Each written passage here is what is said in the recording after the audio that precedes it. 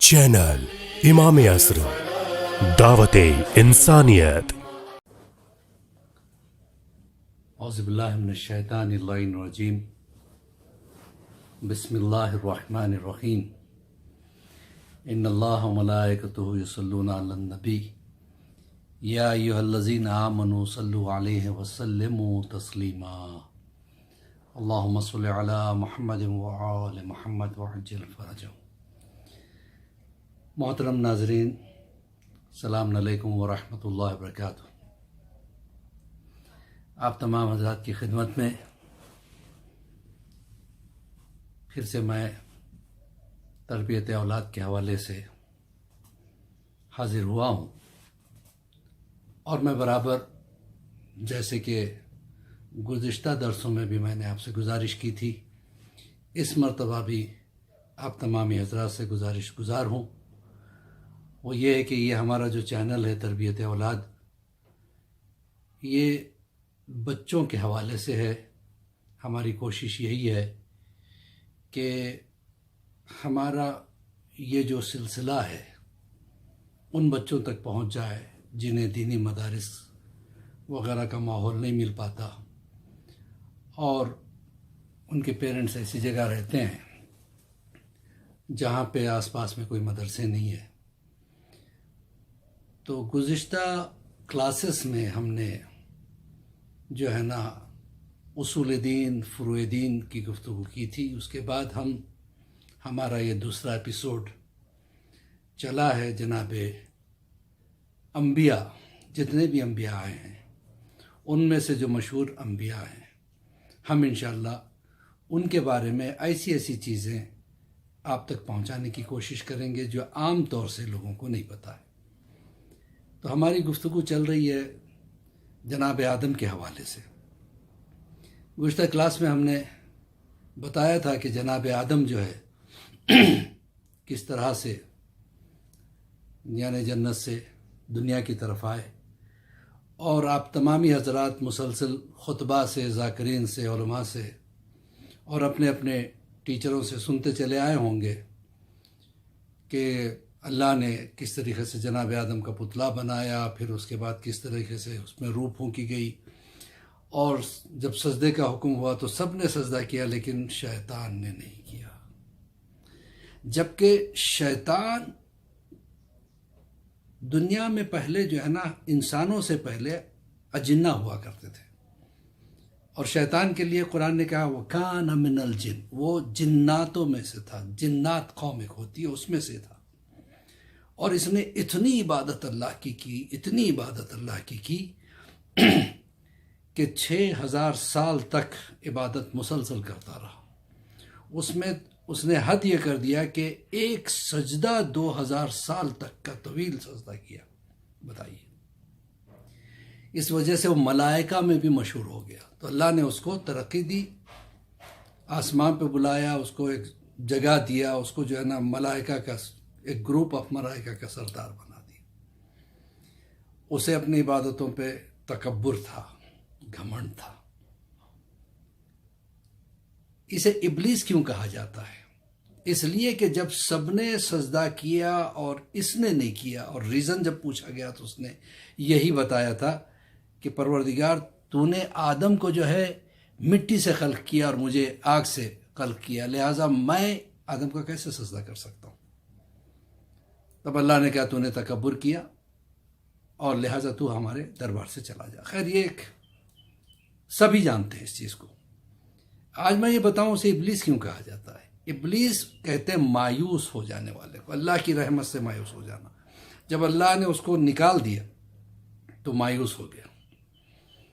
اسی لیے کہتے ہیں کہ دعا اگر قبول نہ ہو تو مایوس نہیں ہونا۔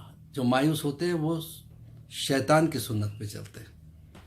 اللہ بہت بڑا رحمان ہے، کریم ہے۔ آپ سوچیں، شیطان کی دعا بھی اس نے قبول کر لی۔ جب شیطان نے کہا مجھے قیامت تک کی زندگی دے دی، دیکھیے اس نے سجدہ نہیں کیا تھا۔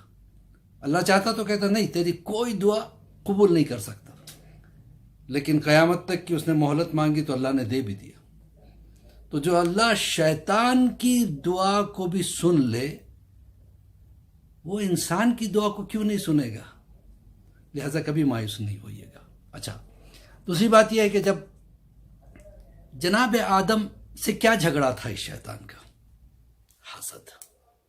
حسد جو ہے نا بہت بری بلا کا نام ہے، یہ شیطان کی سنتوں میں سے ہے۔ خیر، کسی طریقے سے جب جناب آدم دنیا میں آ گئے اور دھیرے دھیرے یہاں کے ایٹماسفیئر سے سیٹل ہونے لگے، حالانکہ وہ خوش نہیں تھے، ظاہر سی بات ہے، جنت جیسی جگہ کا رہنے والا دنیا میں آ کے کہاں سے خوش ہو سکتا ہے؟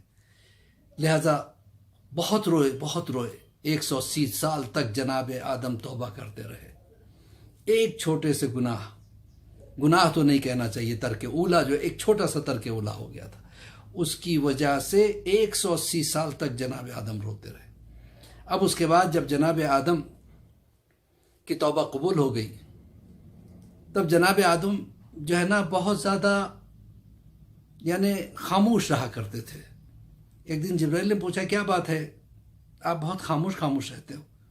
کہ کیا بتاؤں، جب میں جنت میں تھا تو فرشتوں کی باتیں سنا کرتا تھا، اب میں فرشتوں کی گفتگو نہیں سن سکتا ہوں، وہ مزہ مجھے کیسے آئے گا؟ کہا کہ اللہ نے کہا کہ اے جبرائیل آدم سے کہو کہ یہ مکہ کا سفر کریں اور وہاں پہ جا کے خانہ کعبہ بنائیں اور اس کا طواف کریں، تو انہیں وہ مزہ آئے گا جو جنت میں فرشتوں کے ساتھ ان کی صحبت ہوا کرتی تھی۔ تو پتہ چلا حج میں انسان کو وہ لطف ملتا ہے جیسے وہ ملائکہ کے ساتھ ہے۔ تو جناب آدم جبرائیل کے ساتھ مکہ پہنچے اور جناب آدم نے جبرائیل کے کہنے پر مکہ میں خانہ کعبہ کی بنیاد رکھی، اور سب سے پہلے خانہ کعبہ کو جناب آدم نے بنایا تھا، پھر اس کا طواف کیا تھا۔ پھر میں نے کہا تھا نا کہ جناب آدم کو جو ہے نا 936 سال کی عمر ملی تھی، 936 ایئرس ان کی ایج رہی، اور جب وہ دنیا سے گزرے ہیں تو ان کی اولاد کی اولاد ہوتے ہوتے تقریباً 40,000 افراد دنیا میں اس وقت رہا کرتے تھے۔ اس میں جو قوم تھی قابیل کی، بنو قابیل اس کا نام تھا، جو جناب آدم کے خلاف ہوا کرتی تھی، اور وہ جناب آدم کی باتوں کو نہیں مانتے تھے وہ لوگ۔ تو اب نبوت کے سلسلے میں جناب آدم کے بعد جناب ادریس وہ عظیم نبی ہیں جنہوں نے کئی چیزیں بلکہ کئی احسانات ہم انسانوں پہ جناب ادریس نے کیے۔ جناب ادریس کا جو نام ہے وہ ادریس کیسے پڑا، جبکہ ان کا نام اخنوق تھا؟ اس لیے پڑا کہ سب سے پہلے کتاب کا درس انہوں نے دیا تھا، ان پہ 30 صحیفے نازل ہوئے تھے، اور سب سے پہلے کتاب انہوں نے پڑھائی، یہ درس لیا کرتے تھے، لہٰذا انہیں ادریس کہا جاتا ہے۔